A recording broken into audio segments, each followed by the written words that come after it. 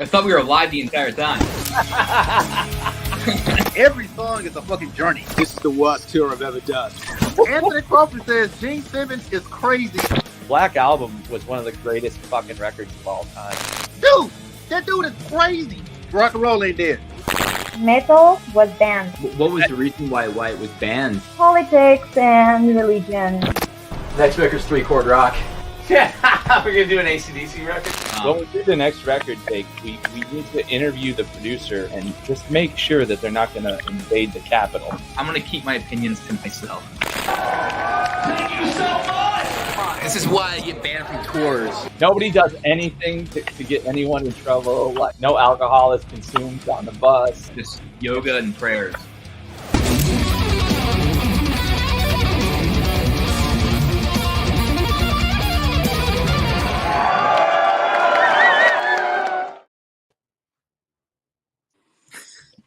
Hello. Hi. Welcome, everyone. Is that the first time you've seen that video? For me? For you, Anthony, yeah. I've seen it. You've seen it. I wonder if you remember part of that night in Germany. Yeah. He hangs his head in shame every week. Henrik, welcome. Yeah. Cheers, my friend. Thanks for having me. Of course. So, and For for everybody now, it's 2 a.m. in the morning here in Germany. So it's a little bit late, yeah. Where in Germany are you? I'm from Bavaria. It's more in the southern part of Germany. So exactly from Nuremberg. It's near Munich. So a little bit far away from Berlin. I think Berlin is more knowable. Yeah, I think Jake loves that part of Germany. He always talks about Nuremberg. Yeah, I stayed in Nuremberg for a while during Ice Earth and Demons and Wizards stuff. We were doing there was a studio out in Nuremberg, so we were staying there for a while. And Witherfall played there. We played there on that Sonata Arctica tour. Yeah, we played there. And then, are you going to be coming to our show that we're doing at that festival? I think it's somewhere around. It's in Bavaria, but I'm not exactly quite sure where exactly that festival's at. Maybe Joseph can pull that up for us. Yeah, when your tour with Evergrey was planned, you were planned to play in Nuremberg, I guess. Yeah. Yep. Yeah. Yeah. Well, cool, man. We got you on. We got Anthony Crawford, who's been shooting dog pornos all day. What? I sent Jake this video, man. I'll send it to you, Joseph. Wait, is that true? Yeah. Oh my God. Jesus. Yeah, he's got a OnlyFans account for his dog, which is named King Louie. For anyone out there that doesn't know, Henrik is a phenomenal guitar player. He's worked with some pretty impressive people, including myself and Jeff Loomis and Chris Broderick. And who's the other singer that you just recently did something with? Yep. I just released a single with Bjorn Stritt from Soilwork. Mm-hmm. And it's called The Darkest Sky. And yeah. I think that was actually the first song I wrote for my current solo project.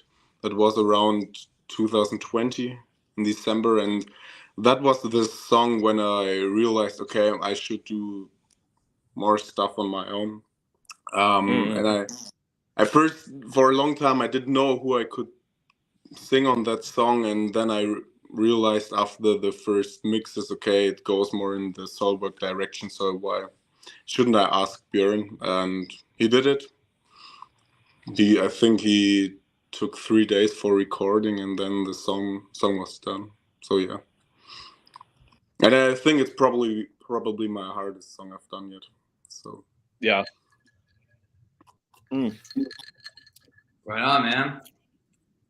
What's the scene like? Come here to LA, Henrik. Yeah. You ever come to California and perform? Or no? Yeah, I would like to. I would like to. It's definitely planned.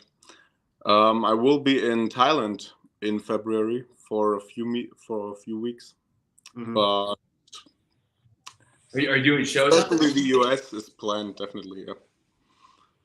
Are you doing gigs in Thailand? I'm sorry. Are you doing like shows, like gigs out in Thailand?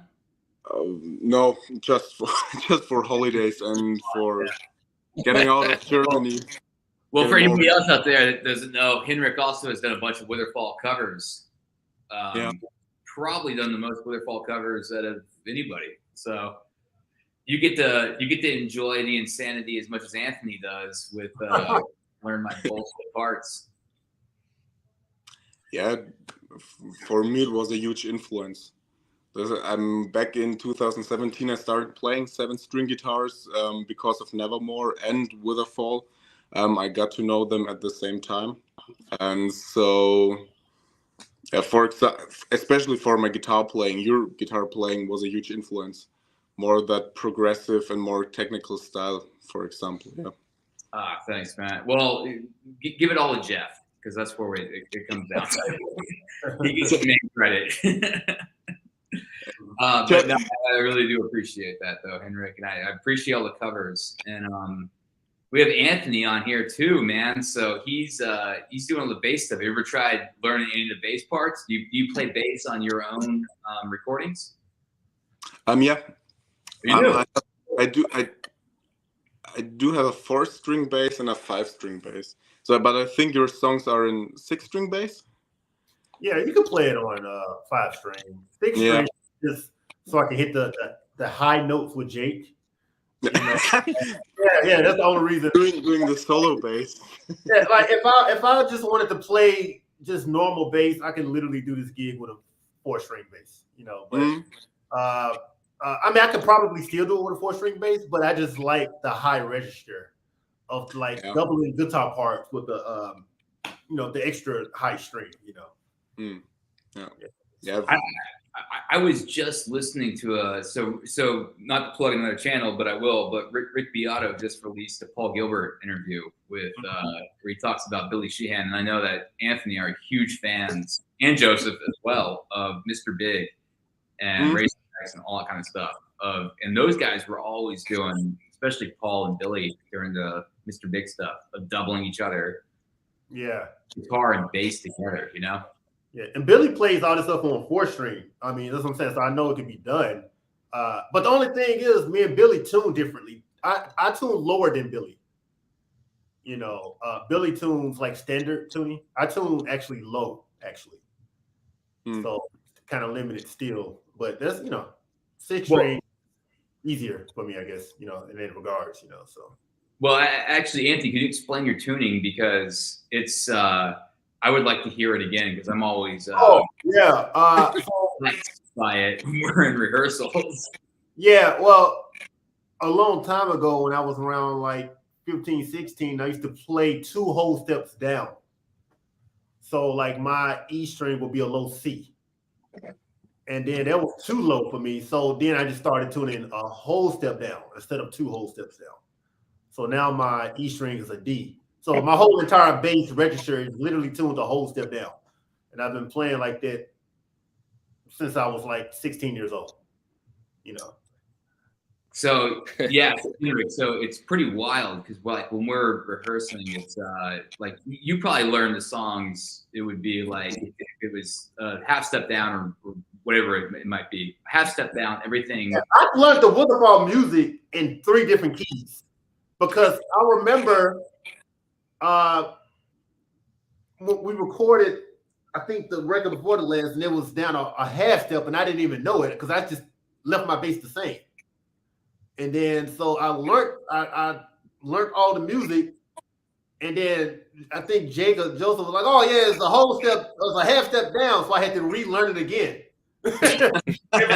like another register down. So well, the thing too is, and Henrik, I think you would be able to appreciate this as well. Is with guitar players, we just be like, okay, well, we're doing the songs down. We'll do it a half step, or we'll have another guitar that's for the set.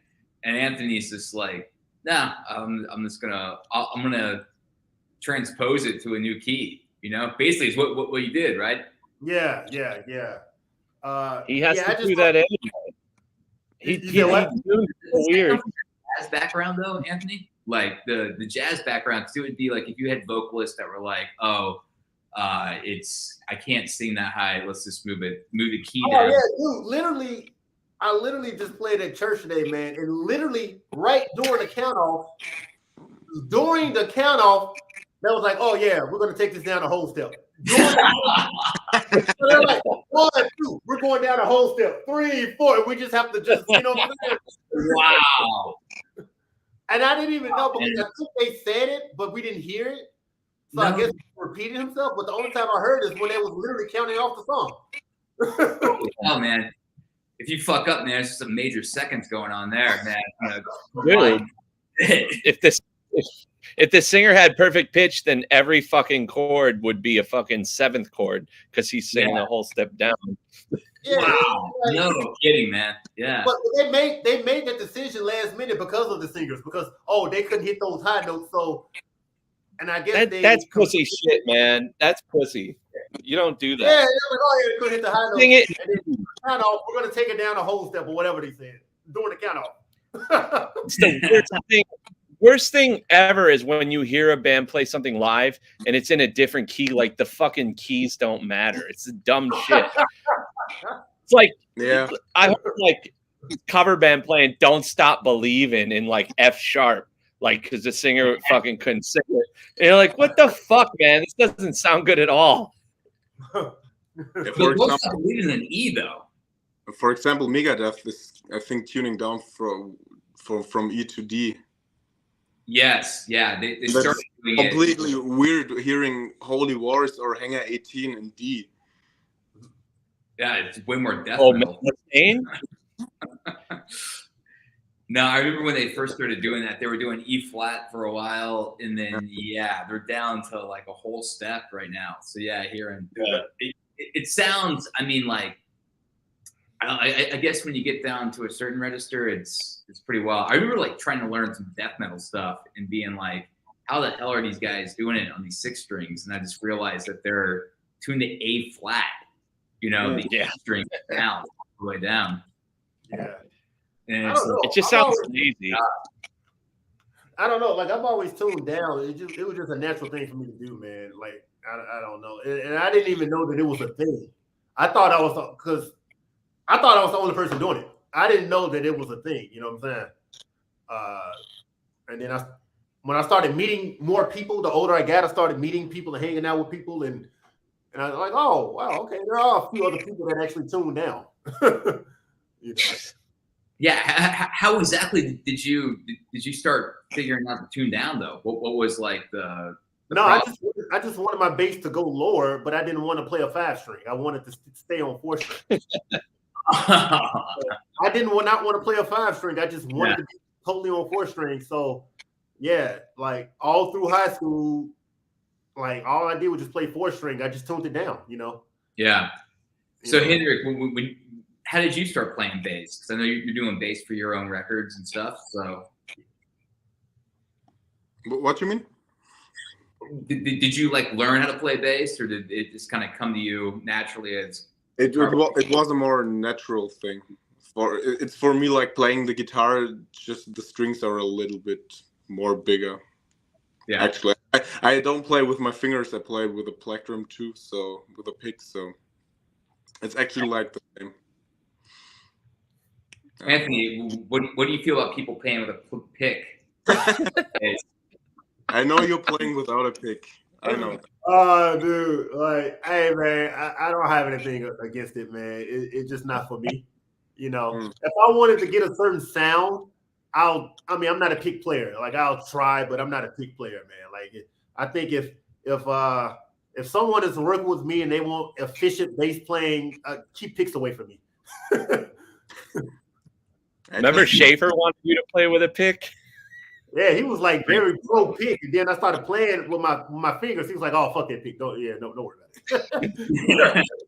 Yeah, we were doing the last scar, which Henrik has covered, and we were recording that song, and it was the first one. And then I remember John Schaefer was he wants everything done with a pick and very precise. And Anthony did it because Anthony is a professional musician. And then afterwards, John made you re-record it with your fingers because you said he was blown away by how precise you were. You know. I don't know, man. It's like you don't have to play with a pick to play precisely. I just don't get that. Like, what is it about a pick that makes you a better player? It's a tone. If you're an iced earth player, you do. Well, I think it's got to be tone because Al Di Meola, he makes all his bass players play with a pick. Really? Yeah. Stan the Clock don't play with no pick? No, that was well. Chick Corea was paying the writing checks for that. You know what? Al wasn't writing the checks for that band. Oh yeah, that too. But really, I didn't know that he made his bass player play with a pick. I heard that. I don't know if that's true, but if you Anthony Jackson played with picks, but Anthony Jackson is he's a pioneer bass player. Like he invented that shit. You know, 16 bass with picks. Like, you know. But I don't know. It's preference, I guess. Preference. Yeah. Hey, Anthony. I think there's definitely a tone with it. Like, okay, for Megadeth, for example, David Ellison, like that tone. That he's using a pick, yeah. Yeah. Thin Lizzy, right? Thin Lizzy, pick, you know. It's part of the sound. It is. You know? Doug Pinnick, he plays with a pick. It's part of the sound. I get that. Doug Pinnick, man, underrated as hell. Yeah. He plays with a pick. You know, it's a sound, but I just don't think. Look, if you're going for a sound, pick. But I just don't think that. And the only way for you to be efficient, you have to play with a pick. I don't believe it. Right. I could never reach the speed. The speed would be the problem. Yeah. You said what? The speed. I could never reach that speed in my right hand to. Yeah. To play that fast like it's dark in here now, man. Let me cut on my light. It's like dark in here. Can y'all see me? I'm already black. Can y'all see me? Yeah. Okay, is it better? Anthony. Yeah, that's much better. Thank you. I look like a shadow talking. Oh, for fuck's sake. Our friend David over in Utica says he was following you on social media before Witherfall. He's curious what your introduction. Yeah, Dante. What was your introduction into the metal scene? The metal scene. I've been in the metal scene when I first picked up the bass. You know, I've been playing metal since I was 12 years old. You know, yeah, seriously, since I was 12. When I first picked up the bass, the first song I ever learned on bass was a metal song. You know, which song? From this band called Galactic Cowboys. They were like, I think they were signed. They were like with King's X back in the day. I guess they kind of came up together, but it was a band called Galactic Cowboys, and I was really into that band. And it was like a metal band from Texas. You know, yeah. So metal was the first music, the first genre I got into. You were also really big into Queensryche too. I remember you telling me. Yeah. I mean, the bands I grew up on, like Queensryche, Living Colour, King's X, Tool, like all those bands. I mean, when I first picked up the bass, that's all I was playing. You know, and eventually I got into jazz and R&B and all that stuff. And then that's what I kind of got known for, was the jazz world. But people didn't know that, you know, I played metal until I got with Witherfall. And I'm like, oh, yeah. Joseph didn't even know Joseph. Like, oh, he's a jazz musician. He don't know how to play rock and roll. I hadn't heard you, and I didn't believe a word Patlin said. So nobody did. Yeah, nobody did, because I wasn't doing any metal projects. You know, everything I was doing was jazz. you know. We were just doing for the other songs that will be coming out in the near future. We were doing something in October, and we were like, dude, we've been playing together since 2013 for over 10 years now. Yeah, Jake. You guys in 2013. I think I met you guys in what, 15? Is that Tetra? Okay. This is the studio like to-do list. Yes, exactly. That's the next one coming. You'll hear right now, the next Witherfall record is going to have a song that's 20 minutes long, and Henrik's going to have to cover it. I will do that. Yeah. Get a lot of watch out. Henrik, how did you get into music, man? What was your did you have a musical family? Did you listen to your parents had cool shit planned? Yeah, I had two different styles. My father was more like a metalhead, who introduced me into bands like AC/DC, Dream Theater, Metallica, stuff like that. And my mom was more like that, more indie alternative style, like Depeche Mode, more like Kraftwerk, some famous German band, and more like that goth style, like for example Sisters of Mercy or The Cure. So I had different influences right there. Yeah. Yeah. The funny thing was, when I started playing the guitar, I learned something like classical stuff like Black Sabbath, Deep Purple, and then it became more technical with Megadeth, Dream Theater. And one day my dad gave me CDs from a band called Nevermore, and that was the first time I got into more 7-string stuff. Like, I remember my first Nevermore song was the Termination Proclamation from their Obsidian Conspiracy album, and I was like, whoa. That was something I never heard before, and it sounded so heavy, so I got more into Nevermore and more into that 7-string stuff. And at the same time, my dad came with a band called Witherfall. He read a review from Rock Hard. It's a magazine from Germany. And Nevermore was called as an influence of the band. So he thought, okay, I was a huge fanboy of Nevermore. So he thought this could be something for me. And the first Witherfall song I heard I listened to was What You're Dying For. And that was the song I actually came into Witherfall, and that was also the time you released Nocturnes and Requiems. Yeah. So, how did you hear about that song? Was that one from the playthrough video, or was exactly video? Exactly? And that was the song that was reviewed, and that was also the song you did the playthrough for. So that was the first song I listened, and the first song that got into my playlist. And so I listened really like from one song after to another, and it was like, whoa. It's not exactly like Nevermore, but it goes in the same direction. It's also that technically, and it's produced, and when it comes to the songwriting, it's exactly that what I wanted at that moment, and what kept my playing. Yeah, well, that's very cool, man. And thanks to your dad for turning you on to it too. Shout out to your dad for that. That's awesome, man. So my dad always knew what was right, so what was great. Yeah. So what was that, Anthony? No, I said, so Henry, so your mom and your dad are like music, like they're like musicians, I guess, right? No.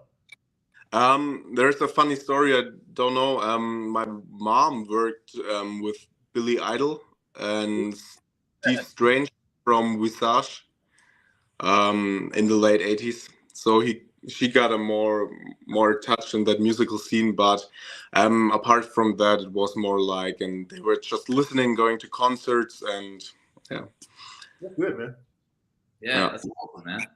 Having a great influence on me, I guess. So, yeah. Well, what your parents were describing with the bands they liked and all that stuff those are awesome influences, man. Especially like your mom stuff too, with like the dark wave.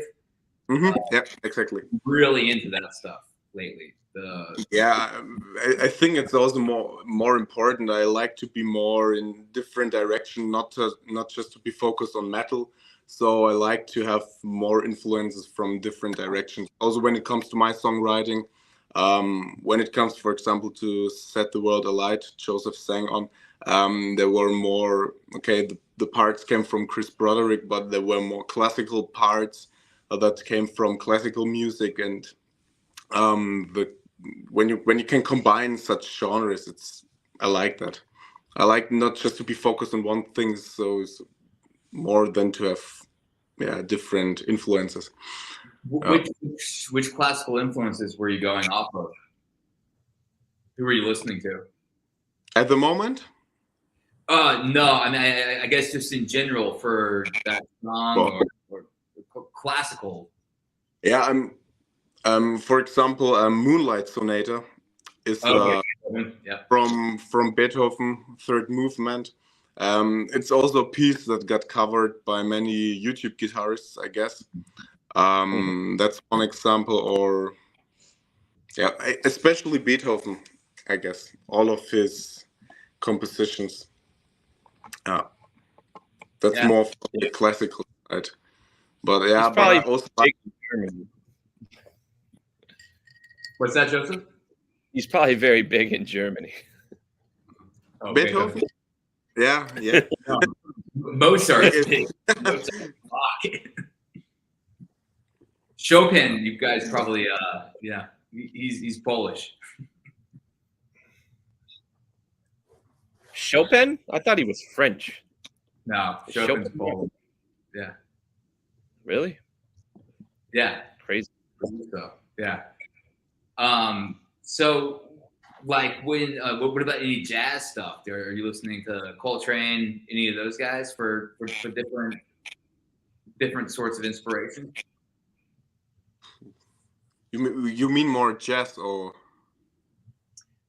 Yeah. I mean, like, well, the Coltrane type stuff is. I always listen to that because Anthony also played with Alan Holdsworth, and Holdsworth's biggest inspiration was Coltrane.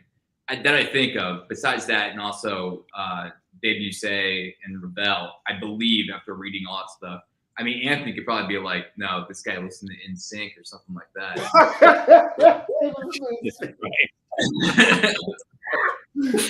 So Holdsworth's biggest influence was the Backstreet Boys. Yeah.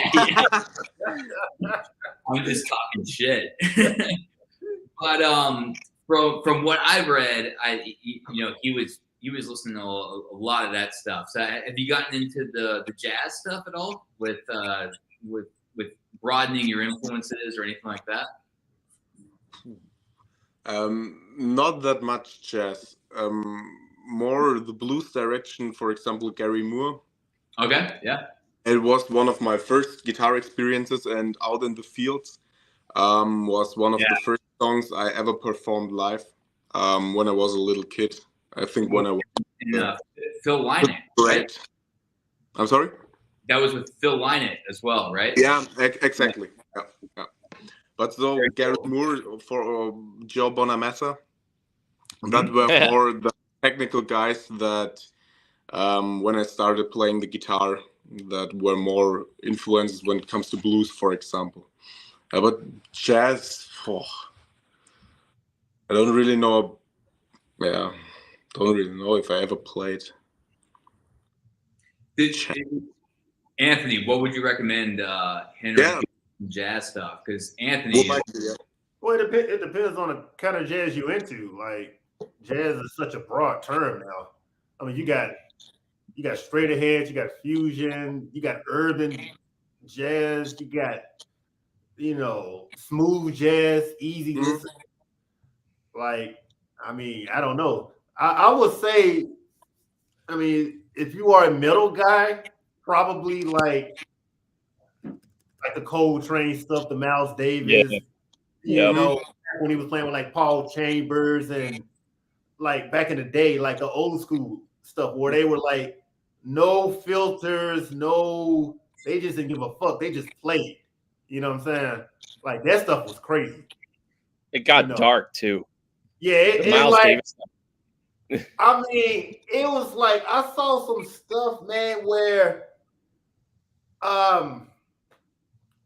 they would literally be in the middle of an interview, and the interviewer would just ask them anything, like a question, and then they'll be like, "Oh yeah, just demonstrate it," and then just off, like literally just at the spur of the moment, they'll just go into some crazy shit, just off the top of their heads, man. Like the most profound shit that you can like think of, they would just do it on the spot. Like they were just always ready to go, always ready to play, man, and like full force in the middle of a conversation. You know what I'm saying?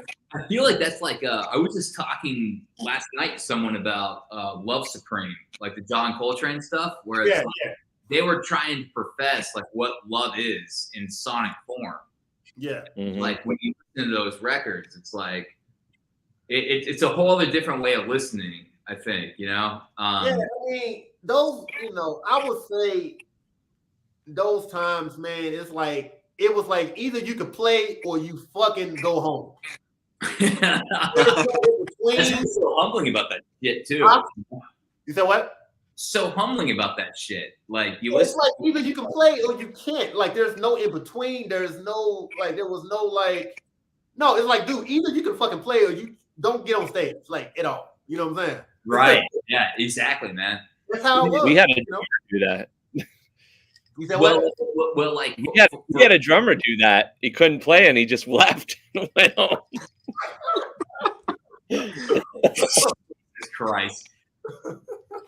I don't know, man. It was just something. It was something about like I would say, like if you want to get into jazz, man, I would say check out the Miles Davis Coltrane era, man. Back like in the 60s, man. Well, if I could also interrupt too and say that for Henrik, I would also recommend like the Return to Forever stuff, though. Yeah.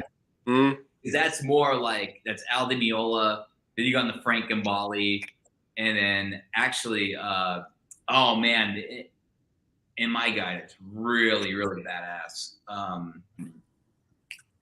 Sorry, I forget his name, but they had so many great guitar players though that also came from that. So Return to Forever, Chick Corea's Electric Band era too, you know? Yeah. Incredible, yeah.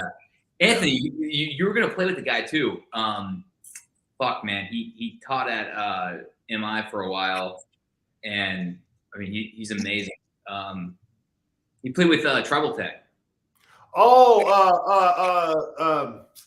Scott Henderson. Scott Henderson, yeah. So you got I was very close. Me and Scott worked on an album together, and never got released. That's a shame, dude, because Scott Henderson's badass, man. Yeah, so we was putting together a project together, like me, him, and like a drummer. You know what I'm saying? And we recorded the album and everything. You also were working on a record with Sean Lane. Yeah, that was back in the day, man. That was like I was at his house and we were talking about stuff, and he brought out a fretless guitar and started like playing it like crazy. Henrik, do you know Sean Lane at all? I heard the name, but oh man, You're young. Hell, dude. Come on. Like respected Sean Lane a lot. Yeah, Holsworth respected Sean Lane. Yeah, dude. They were like, dude, yeah. Sean Lane like looked up to Sean, like he respected him. So when I was studying guitar, when I was a teenager, everybody was just like, all my guitar teachers were like Sean Lane and Holdsworth. Those are the fucking guys. Yeah, you gotta get into. Yeah, Sean Lane. My teacher never mentioned him. Yeah. Who'd your teachers mention? I'm curious about that. Like in Germany. It was not that it was not like that they were focused on one guy. It was more like they were all more in that music theory direction. Oh. So I got pushed in this direction of you have to learn music theory. You have to know the scales. You have to know how to run on the fretboard, and it was more like that. And from that point, we got to learn songs. For example, I had one guitar teacher, or my second guitar teacher. I was there 1.5 years, and we played one song, and we learned one song, and it was "Pull Me Under" from Dream Theater. But except from that, we just did scales, music theory, and it was a little bit annoying, but yeah. So by scales, you were doing Aeolian, Dorian, Phrygian. Yeah, for example, he played me a rhythm. He played a rhythm guitar part, and I had, for example, a 5-minute or 10-minute loop just doing scales over that rhythm part he just played. Yeah, and it was like, I exercised from that, but it was, I always wanted to learn songs. I wanted to, But I think when I look at that, it was, it taught me a lot, I guess. For example, this understanding for the scales, for the notes, for what am I playing, what should I play at which section. So yeah. No, I actually think that's a great way of doing it. It's just having a loop, and then you can and then know. For example, shit. I'm gonna put it back into a very nerdy aspect of this podcast, but Aeolian, going from the flat 6 to the major 6 there, hearing that sound. So if we're in E, for example, where we're going from C to C sharp and landing on C sharp and being like, that's that sound, versus E, or if we're trying to make it into, Phrygian and going to the flat 2. So it's like landing on those notes and actually knowing it and hearing it in a real setting. That was a huge impact on when it came, for example, when I'm learning Witherfall songs. It's not like that I have tabs. That was the time when I started learning playing songs from just hearing. Just started with songs like from AC/DC, but getting those. This is special to hear what you're playing. Oh, when I hear a song, I immediately knew, okay, it wasn't that key, it's that key, and so from that point I could learn a song easily. And so those taught me in scales was a huge impact for that, for example. So I think when I would not have learned all that scale stuff, I would never be able to learn songs that fast from ears, from just hearing it. So yeah. Well, Phrygian dominant, my friend, and you'll be just fine. But now the major and minor, pretty much. Like seriously, that's pretty much what you're gonna be fucking using like 98% of the time. Yeah. Very rare you're gonna be doing Phrygian stuff and Lydian. Unless you're changing to write a song. But now I'm really happy that there are tab books of your songs, so it's not that difficult anymore to learn them. Another huge shout out to Evan Bradley, who we had on 2 weeks ago. And he's awesome, man. He's a great dude for it. And just having to go there and go through and try to learn those. A lot of tab books are out there. I don't want to sit there and try to decipher the stuff. Anthony does that. I'll call Anthony up. He'll be like, "Hey man, what time's rehearsal?" I'll be like, 6 p.m. now, and he's like, "I'm learning. I'm practicing the song. I'm relearning the songs right now." 3 hours before rehearsal. What do you mean before the fucking show? Sometimes. Yeah, I mean, are you relearning it? You said what? Jake, are you relearning it, or how are you doing that? Do you write down your stuff you're recording, or? Oh, I'm nowhere near the musician that Anthony is, dude. I have to play that shit. You write the music. You're good. You're fine. You're playing your own music. No, I play through the hard parts at least. I still practice at least 4 hours a day, So it's like, but half of that time is I'm doing other shit that I want to do and get better at, and then it's an hour at least is all the Witherfall stuff. If I'm watching Bill Maher or something like that. Yeah, I'm playing through all the difficult passages just to have them under my fingers, Yeah. The whole goal is to, when you're on stage, is to be comfortable. Like the last thing you want to be is you want to be doing the show, and performing rather than thinking about like, holy fuck, how am I going to nail this part? Yeah, you don't want to look like you're trying to play the music. That's the trick. Yeah, you want to look like you're trying. You know what I'm saying? That's the trick. It's like you almost want to look like you're more performing than playing. You hope so. I used to hear the part was called "You own that section." Yeah. You want to own it. You're confident. You got it. And even if you get off, you want to be confident enough to get back on. Like, Oh yeah. At that point, just a note. You got to know where we're at, and you know what I'm saying. It's like it's muscle memory. Like once you get the muscle memory down, well, it's okay because Joseph always said that if the show is going really bad, he just kill himself on stage, and then it almost happened in Mexico. Yeah, I was out to as well. That was going to be I stopped the show and had a rant for like 5 minutes. I was fucking just going off on people. So Henrik, you got Anthony Crawford here, man. With he's a bass legend, man. Any questions on Holdsworth? Anything with like learning bass? Any of that stuff?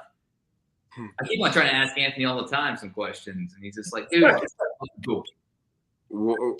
Okay. What is a great training playing bass with fingers?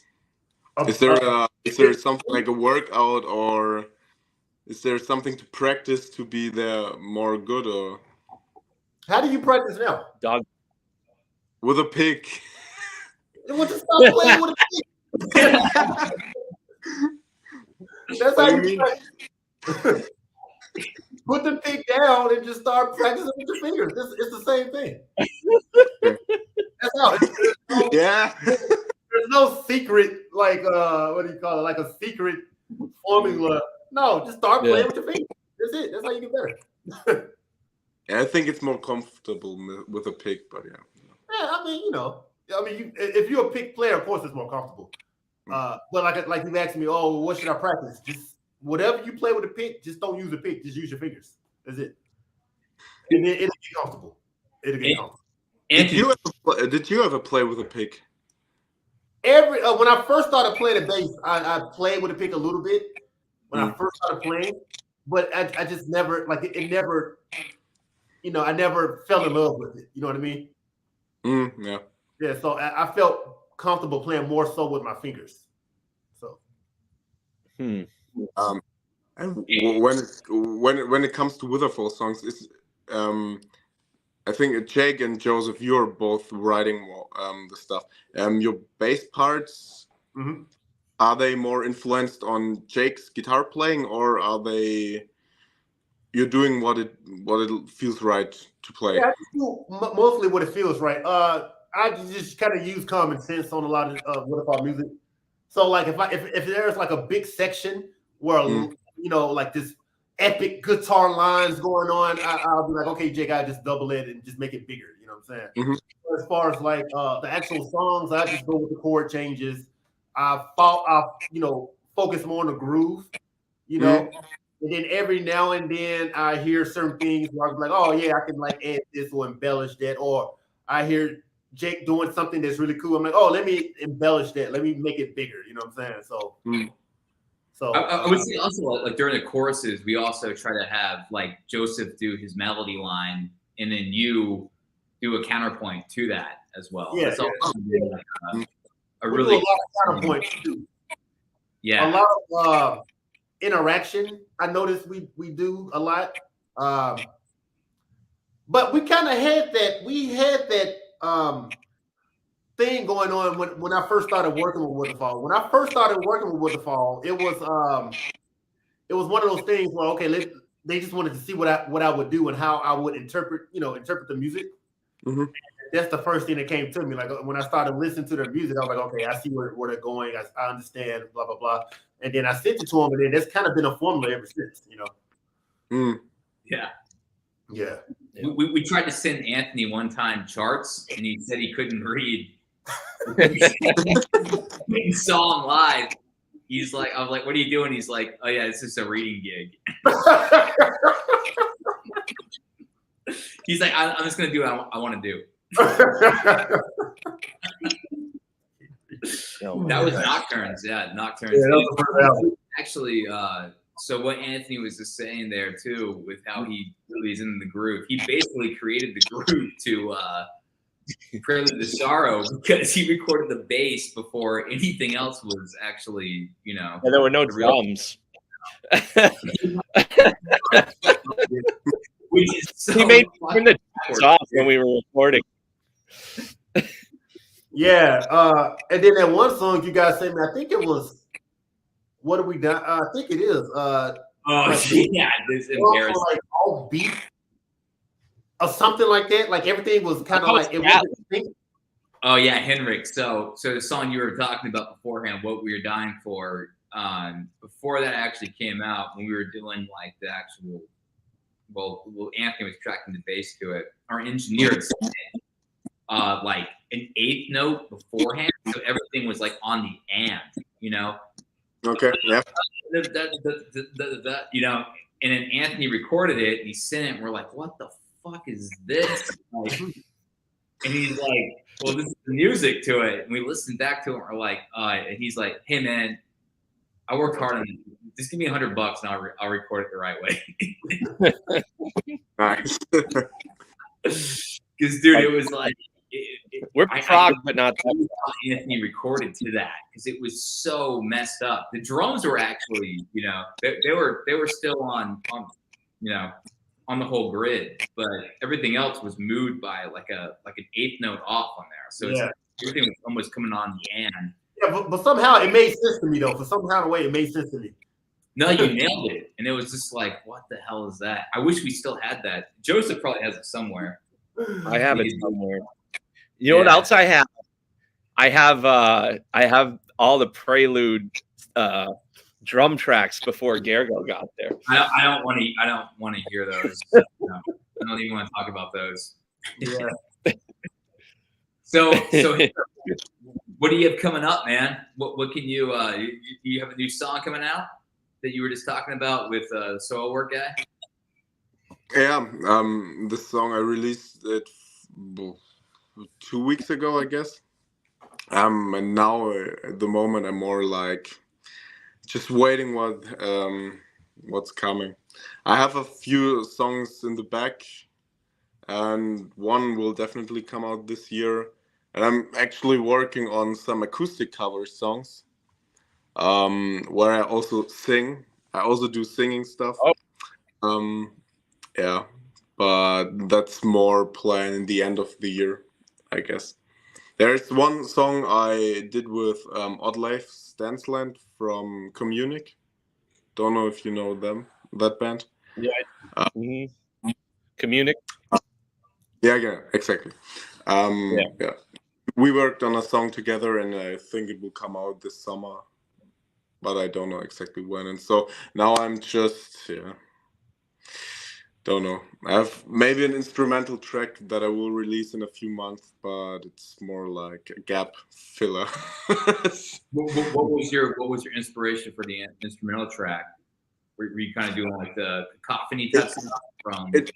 It's something totally different. I don't know if you know Bernd from. Yes, I do. Yeah. From Austria, yeah. And it was his Waterworks song where he just did a acoustic tapping, 2-minute song. Or I think Waterworks, it's what it's called. I was influenced by that, and I did an acoustic tapping for close to 3 minutes, I guess. That's what the song is about. And I think it's something totally different, but I think it would be nice as a gap filler, or I don't know if I will release it or when or how. But yeah, for me, the most important thing was to end all my songs I released with the Björn Stritt song, and not to do an acoustic cover now and then release a Björn song, because from the mood, the songwriting mood, it would be totally, don't know if I would release an acoustic cover and then more like death metal song. I think that this would not work for the algorithm or something like that. So now I will see what happens. Yeah. But it's more like my plan for end of this year and maybe early next year is an acoustic EP, and yeah, then I will see what happens. Maybe doing an EP with Joseph. He sang on 2 songs already, so yeah, and I always like giving him songs from myself, so yeah, maybe it will work that we could do an EP with a few songs, 5-6 songs or something like that. And that's what I think about the future, the next 2 years, I guess. Yeah. Do you have anyone else you're working with right now? Anything coming up? Like you just did the track with Loomis. Is there anything that you're coming up with soon? The last song I did with Loomis was The Witness. I released the song last summer. I'm chatting with him from time to time, but he's more focused on his. He just left Arch Enemy.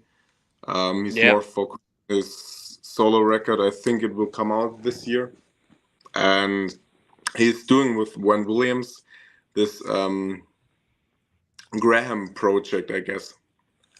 Mm-hmm. They are more focused on that, so I didn't ask him if he could do anything else. So yeah. Did he announce that he's doing a solo record? Yeah. I was at the solo show of him in Mannheim, 2022.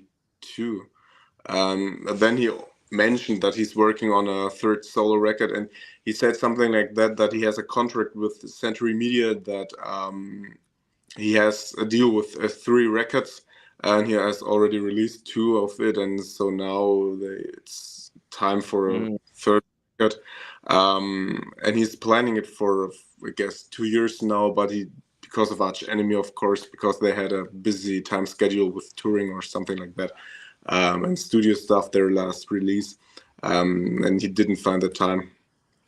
But now he will, I don't know if he has completed it, but he will release it this year. It's the latest thing I heard from him. So, yeah. Or he will release the first single this year from the record. I don't know if it will come out early 2024, 5. We already have 24. Help. Yeah. It's half of my head is still in 23, so yeah. Well, hopefully there's no more pandemics. Yeah. Yeah. But are you already working on Witherfall number 5 or? Yeah. Yeah. Hetero. Great.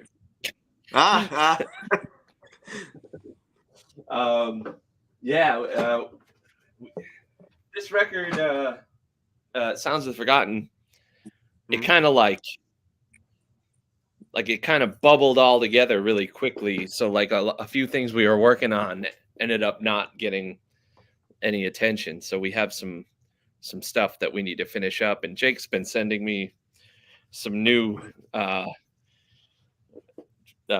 gold nuggets of drunken guitar chicanery. So I got to make some sense out of what's going on in there and fucking mine the songs. That's at least what I call it. I'm song mining. Yeah. So I hadn't been drinking, and then Jake sends me fucking guitar stuff that he's clearly inebriated when he's sending. So I have to, in the spirit of things, also drink so that I can get on the same wavelength. Yeah, it's possible there. It's the only way. well, Henrik, I gotta sign off now, man. And Anthony, thanks for being on here, man. All right. Thank you. Good to meet you, Henrik. Good meeting you, man. I'm gonna make sure I follow you as well, man. I don't think we follow each other. I've got the link for your YouTube channel up. Anyone have any final questions for Henrik? Go ahead and ask them in the comments. Anthony, I want the dog rape video or whatever the fuck you've got going on. I'll text it to the group chat. Okay. Henrik, I'll forward it to you, man. Hopefully I don't get tagged by Interpol. Hey, Jake, it's pretty funny though, ain't it, Jake? Oh yeah. I don't even know what the hell you're talking about. Henrik, everybody check out Henrik, man. He's a fucking awesome guitar player. He writes great fucking songs, man. He covers the Witherfall stuff, and for that, I fucking love him. So, any questions here before I take off? Any questions for Anthony Crawford, the man, the myth, the legend? Anybody for Joseph? If not, we're out. All right. See you guys. All right, guys. It was a pleasure. All right. All right. I'll talk to you soon.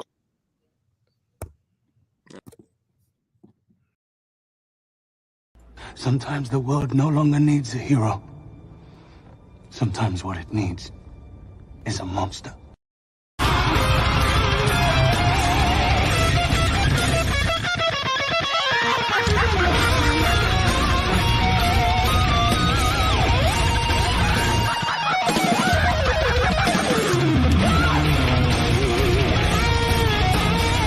Sometimes the world no longer needs a hero. Sometimes what it needs is a monster.